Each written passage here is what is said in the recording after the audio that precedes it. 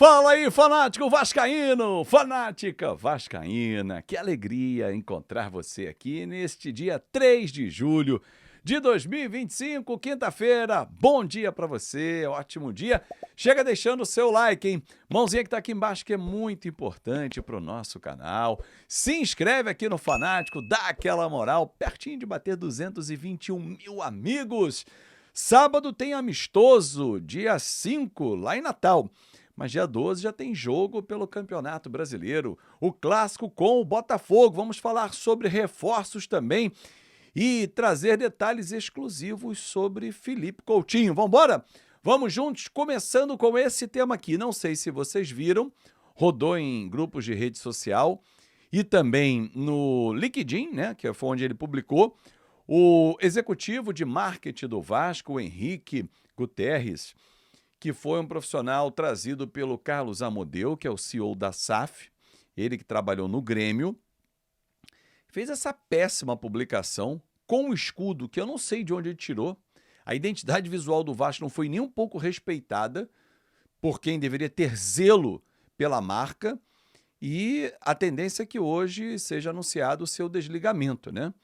Porque não foi a primeira lambança feita pelo executivo da SAF, é bom deixar claro isso, que não protegeu a identidade visual do Clube de Regatas Vasco da Gama.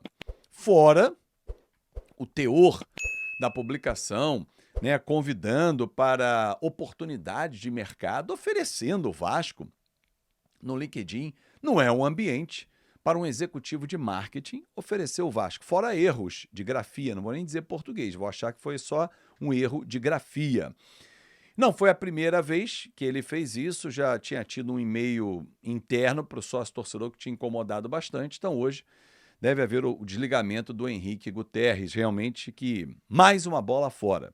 Se não respeita a identidade visual do nosso clube, não pode conviver. Daqui a pouco ele vai botar um vermelho e preto, né, no escudo, sei lá, vai mudar.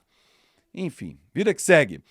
Bom, deixa eu falar aqui sobre reforços, porque o Vasco segue no mercado, o atacante lado de campo é a prioridade, e ontem eu fui conversar com o dirigente do Vasco para entender se tinha alguém mais avançado e tal, e perguntei especificamente sobre o equatoriano Alan Minda, 22 anos, ele que pertence ao Bruges, da Bélgica, lá atuou 81 partidas, fez 11 gols, deu 13 assistências, está há 2 anos na equipe do Bruges. A primeira temporada dele foi a melhor quando ele chegou do Independente Del Valle, onde ele foi comprado por 2 milhões de euros. Ele chegou e já em 39 jogos fez 8 gols e deu 7 assistências. Inclusive despertou interesse de alguns clubes da Europa, incluindo o Real Betis da Espanha, alguns franceses também. Nessa última temporada não teve o mesmo desempenho, mas não é jogador de se machucar, pequenas lesões musculares normais. Fez 42 jogos, marcando 3 gols e 6 assistências. Lado de campo, 22 anos, de seleção, 14 partidas com a camisa da seleção equatoriana e 2 gols. Mas, segundo me disse, não foi um nome tratado e nem está sendo negociado pelo Vasco da Gama, segundo disse esse dirigente Cruz Maltino. Detalhe, o Admar Lopes tem alguns nomes aí no radar, e o Vasco está dedicando esforços e direcionando recursos para contratar esse atacante lado de campo, sabendo que é um jogador que virá para disputar a posição com o Rayan e com o Nuno, hoje titulares absolutos do time do técnico Fernando Diniz. Tá? Então, assim, ainda está vindo o David, né, que está se recuperando, indo muito bem nessa recuperação. A tendência é até que viaje para o jogo com o Montevideo Wanderers. Aliás, a relação deve ser divulgada hoje, no máximo amanhã. Aliás, amanhã, né? Porque normalmente o Vasco divulga na véspera da viagem. Mas hoje os jogadores já vão saber. E a ideia do Diniz é levar toda a delegação e tal, fazer um clima mesmo nesse ambiente de viagem para que todos possam sentir com a sua importância dentro do elenco.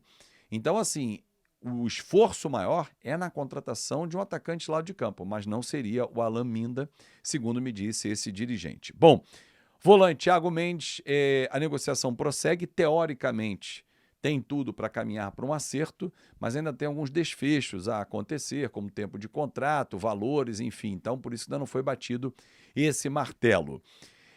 Falando sobre Felipe Coutinho, que foi comprado pelo Aston Villa em 2022 junto ao Barcelona por 20 milhões de euros, há alguns ajustes a serem feitos para que ele possa seguir no Vasco da Gama.